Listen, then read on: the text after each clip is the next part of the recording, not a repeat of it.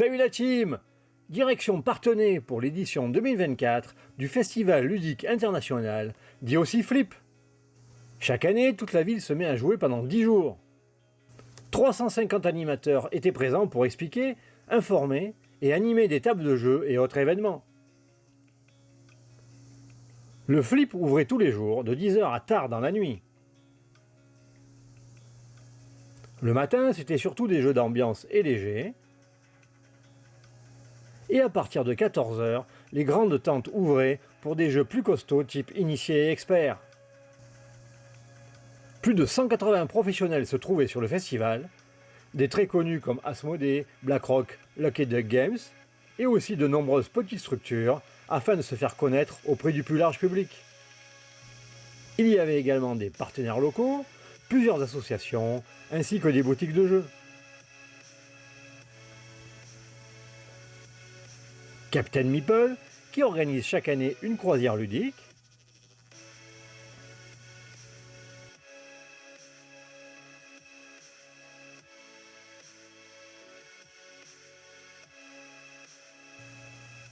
Une autre boutique de jeux.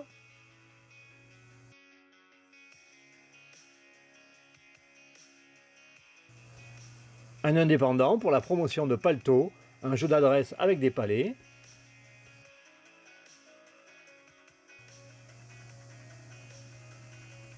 Smart Games, avec des jeux de logique pour toute la famille.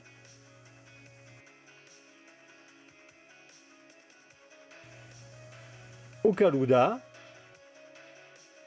des jeux sous label éco-friendly. Catch Up Games, avec leur dernier jeu.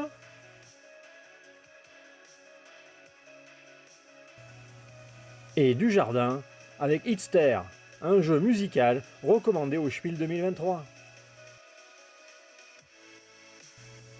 Chez Unfriendly Games, on trouvait Nekojima et leur nouveauté, Dungeon Exit, un jeu de rapidité pour sortir d'un donjon.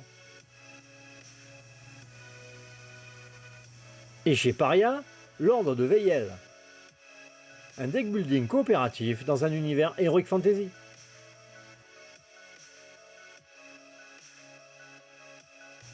On trouvait aussi plusieurs jeux de cartes à collectionner, comme Altered,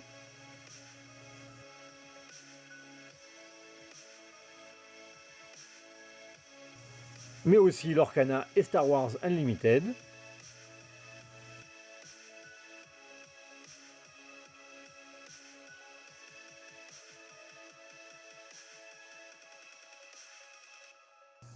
beaucoup de jeux initiés et experts chez Lucky Duck Games, comme Dice Throne, le nouveau Dune Imperium, qui apporte quelques modifications sur le plateau et dans les règles,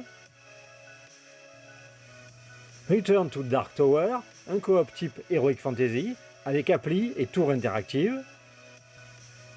Dans la ville, un grand espace pour les enfants est également disponible,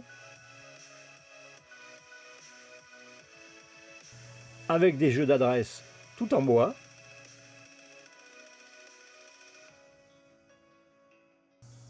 L'éditeur Nathan présentait sa gamme pour la famille.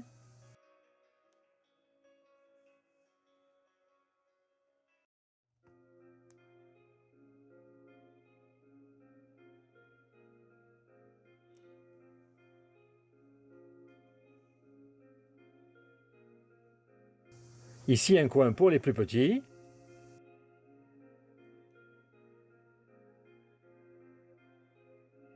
Et là, un espace sur la motricité et l'imitation.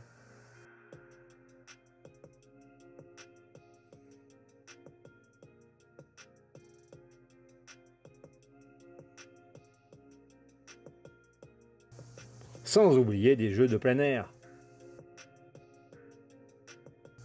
De retour au village ludique,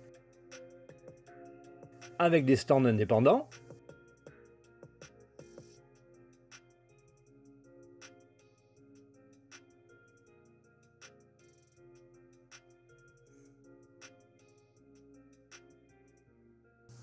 Hit and Shot, un jeu de tir et de précision,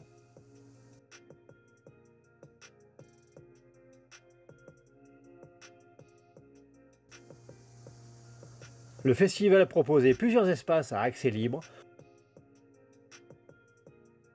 pour jouer à des jeux familiaux, initiés et experts.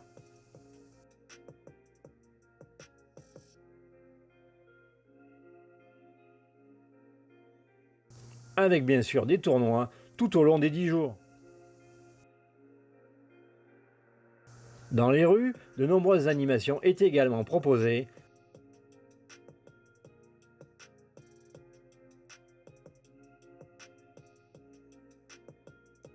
avec des jeux en bois, de logique et de construction.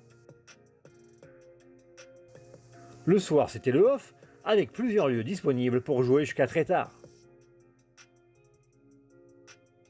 Ici, le gymnase Mendes France, avec de nombreux jeux disponibles en libre service, ainsi qu'un espace tournoi. Bomb Busters, une nouveauté qui rappelle un peu Hanabi. Il va falloir désamorcer une bombe en annonçant les fils cachés de vos partenaires. Et Middle Edge, un jeu de développement simple et efficace de 45 minutes environ.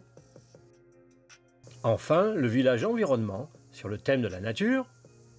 Collective Adventures, un jeune studio indépendant, présentait plusieurs jeux.